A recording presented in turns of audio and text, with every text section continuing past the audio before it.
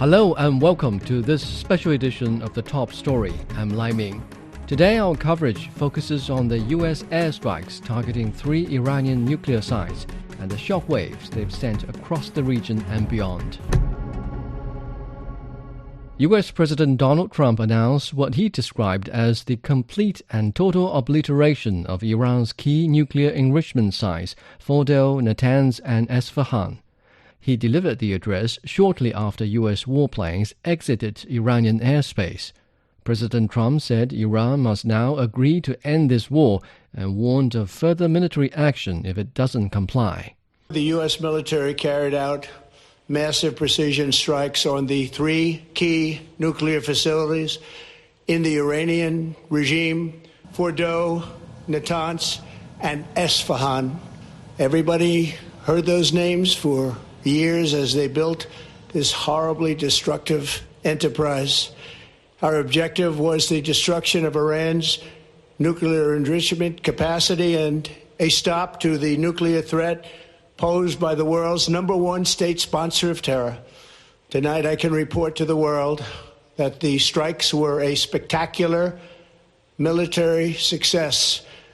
Iran's key nuclear enrichment facilities have been completely and totally obliterated. Iran, the bully of the Middle East, must now make peace. If they do not, future attacks will be far greater and a lot easier. For 40 years, Iran has been saying death to America, death to Israel. They have been killing our people, blowing off their arms, blowing off their legs with roadside bombs. That was their specialty. We lost over 1,000 people, and hundreds of thousands throughout the Middle East and around the world have died as a direct result of their hate. In particular, so many were killed by their general, Qasem Soleimani. I decided a long time ago that I would not let this happen. It will not continue. I want to thank and congratulate Prime Minister Bibi Netanyahu. We worked as a team like perhaps no team has ever worked before. And we've gone a long way to erasing this horrible threat to Israel. In response, Iranian Foreign Minister Abbas Araghchi condemned the U.S. strikes as a clear violation of international law and the United Nations Charter. He emphasized that Tehran reserves all options to defend its sovereignty, interests and people under its right to self-defense enshrined in the UN Charter. Iran has formally requested an emergency meeting of the UN Security Council urging condemnation of what it calls unlawful aggression. Iran's ambassador to the UN, Amir Saeed Iravani, labeled the attack a grave threat to regional and international peace and security and demanded accountability for those responsible. Tehran is also demanding the International Atomic Energy Agency to investigate the U.S. attacks, saying they breached the Non-Proliferation Treaty. Meanwhile, the Iranian Atomic Energy Organization vowed to continue the country's nuclear program despite the attacks. We hear more now from Shahrukh Saeed, editor at the Tehran Times. Iran has strongly condemned the United States attacks on its nuclear facilities. The Iranian Atomic Energy Organization issued a statement after the U.S. attacks and confirmed that the United States has targeted 3 nuclear facilities in Fordow, Natanz, and Isfahan.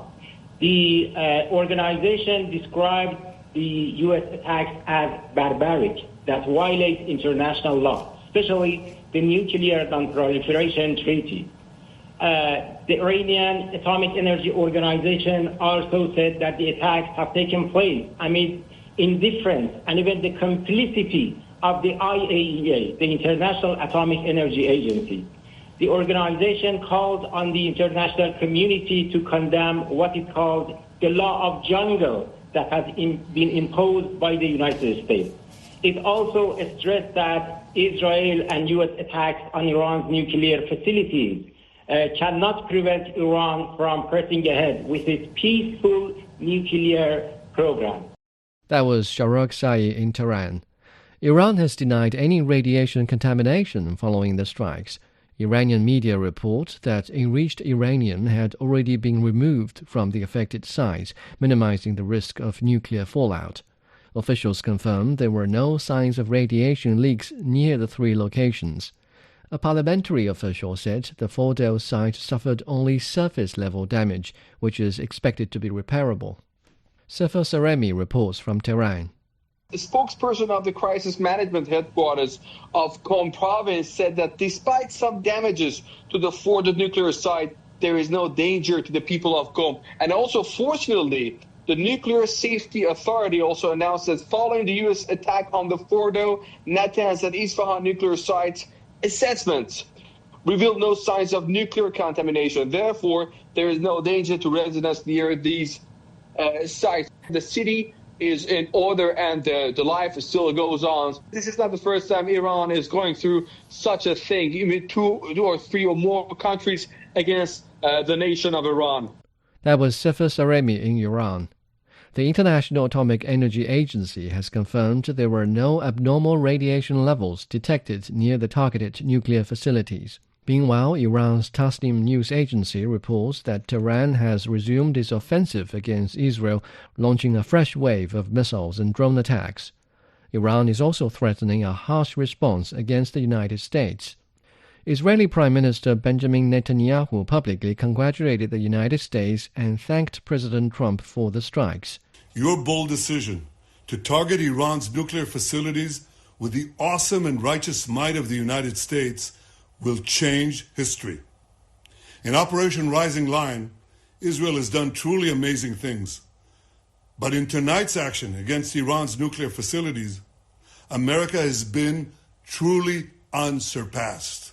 It has done what no other country on earth could do. History will record that President Trump acted to deny the world's most dangerous regime the world's most dangerous weapons.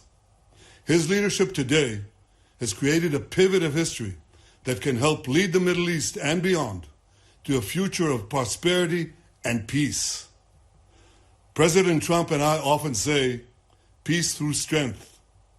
First comes strength, then comes peace. And tonight, President Trump and the United States acted with a lot of strength. President Trump, I thank you. The people of Israel thank you. The forces of civilization thank you. God bless America. God bless Israel. And may God bless our unshakable alliance, our unbreakable faith. CNN, citing White House officials, reported that Trump spoke directly with Netanyahu following the operation. Jonathan Regev has more from Tel Aviv on reactions within Israel. It started with Prime Minister Benjamin Netanyahu, who released two statements just as the news broke. The first one was actually in English, speaking about the thankfulness to the American administration, to President Donald Trump. Benjamin Netanyahu also echoing similar comments in Hebrew. Later on came other reactions from Foreign Minister Gideon Sa'ar, from President Isaac Herzog, and from Defense Minister Israel Katz, all of them echoing pretty much the same statements, saying that Israel is thankful for the United States, that Israel and the U.S. are working together to make sure that this threat is being taken away from the world, the threat of the Iranian nuclear plan. The Speaker of the Israeli Parliament, the Knesset, Amir Ohana, also tweeting, saying that President Trump did not wait for another Pearl Harbor in order to stand up to evil. So congratulatory messages coming from practically all of the Israeli political spectrum. Israel was waiting for this to happen. There was quite a lot of frustration a few days ago when it seemed that President Donald Trump was perhaps delaying the American response. Now we know this was not really, Trump was not really about to wait for 2 weeks. This was probably some kind of a decoy plan, perhaps to make Iran think that there's time until an American response will come. So in Israel, for the moment, on the one hand, there is a satisfaction. On the other, there's an understanding that this war is far from over and Iranian responses still may come. There are not going to be a lot of people out in the streets as the Home Front Command again toughened the restrictions. The restrictions that were somewhat eased on Thursday have been toughened again, meaning people are basically ordered to stay at home. Businesses are shut, schools are shut.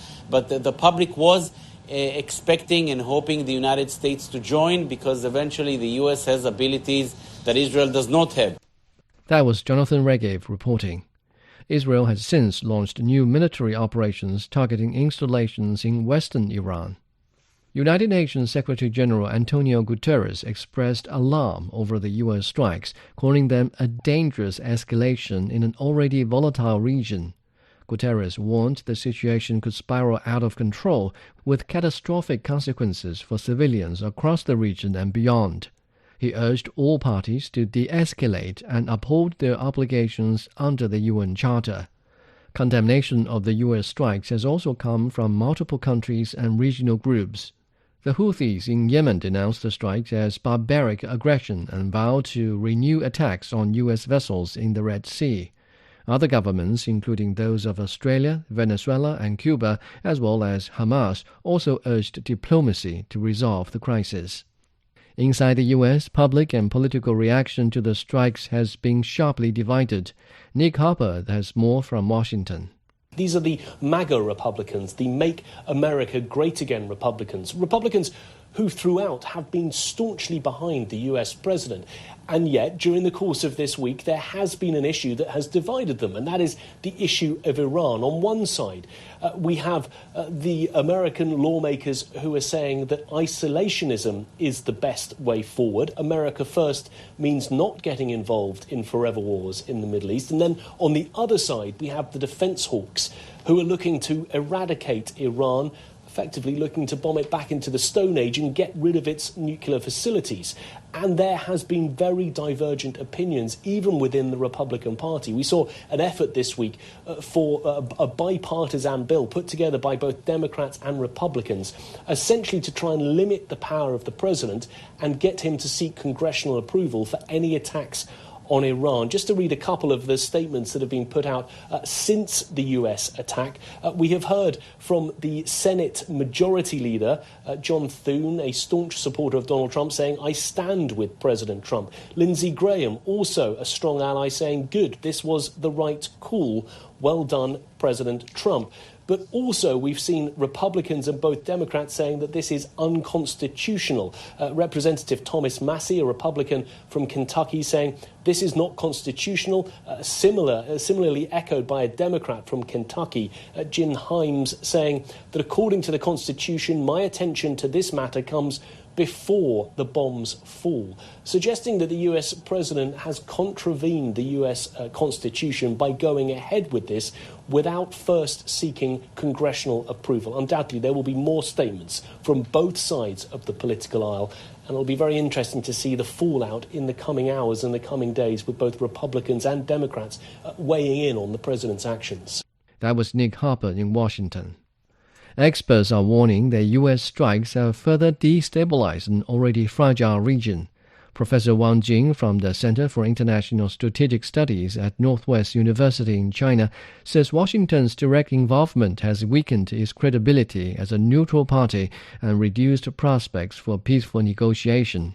When the United States get involved, it means that the regional country now faces new problems, because the United States could, before its attacks, it could play the kind of the mediating role. It can send signals to Iran by its messengers and envoys, and also that the United States could organize and help to try to bring the different participators together to discuss what should be done to pacify the tension. But now the United States become a war participator, and that means that the United States could not be able to discuss very properly into this regional affairs. And also we know that the United States and other regional countries, they hope that the war could be pacified. But now the United States directly involved, it means that the hopes and chances decreased for possibilities of reducing tension here. He also warns of potential fallout in Iran's relationship with Arab states. Iran can do two things. On the one hand, Iran can directly attack the United States bases and targets in the Middle East, particularly around Iran, near, for example, in Saudi Arabia, in Qatar, in Kuwait, in the Emirates. There were a lot of military bases of the United States. So that's why Iran can use their drones and missiles to target them directly.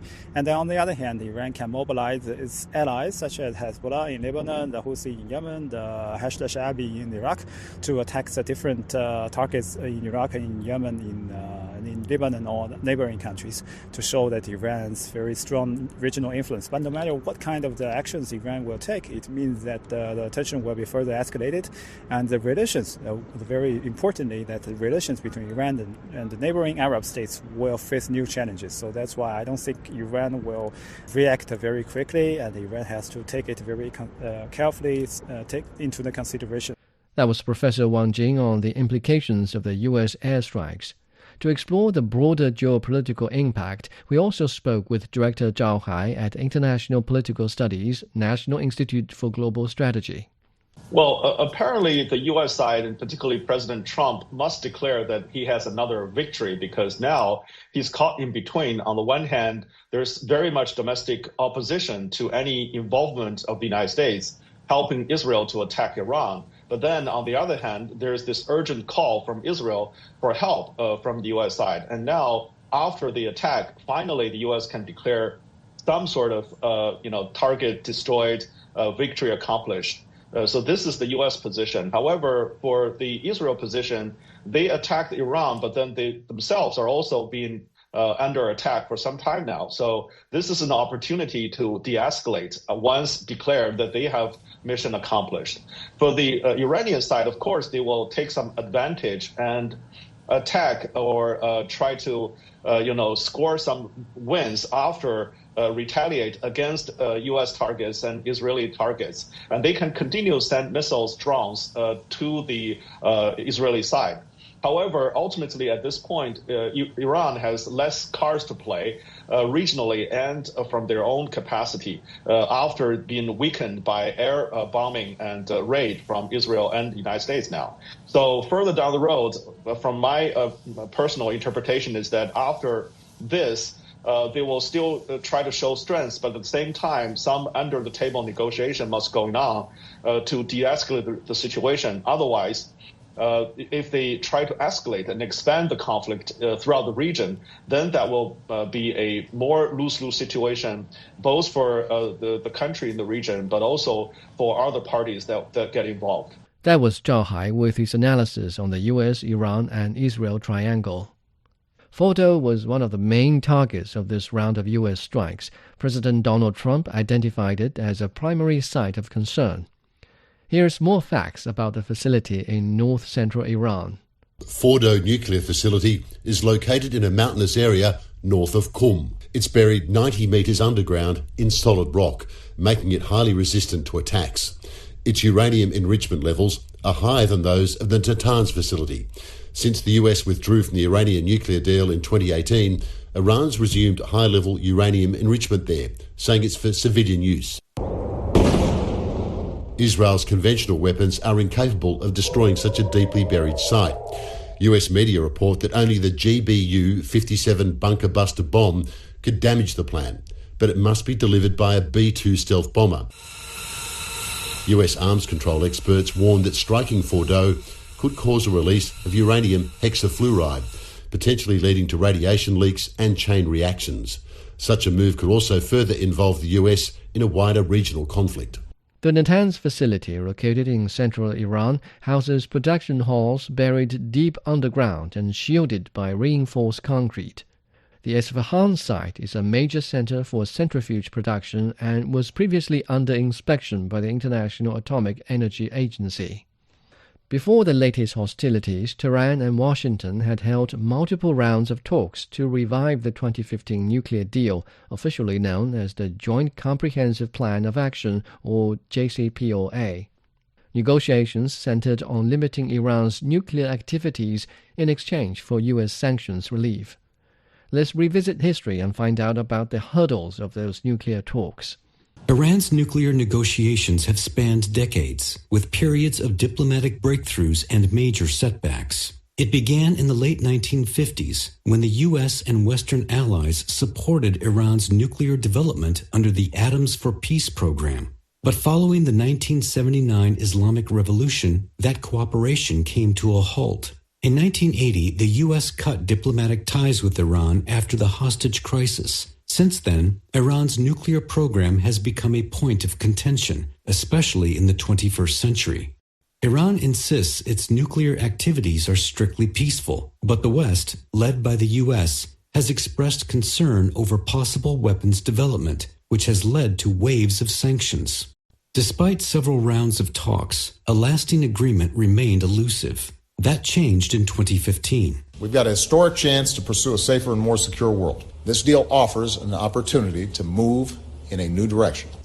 We should seize it.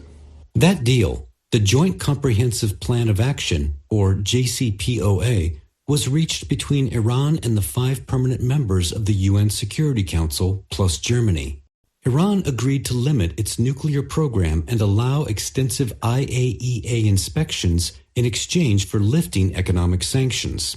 But the agreement soon unraveled. The United States will withdraw from the Iran nuclear deal. This was a horrible one-sided deal that should have never, ever been made. In 2018, the Trump administration withdrew from the JCPOA and reimposed harsh sanctions. In response, Iran scaled back its compliance and ramped up uranium enrichment. Talks resumed in Vienna in 2021 under the Biden administration, but key disagreements persisted.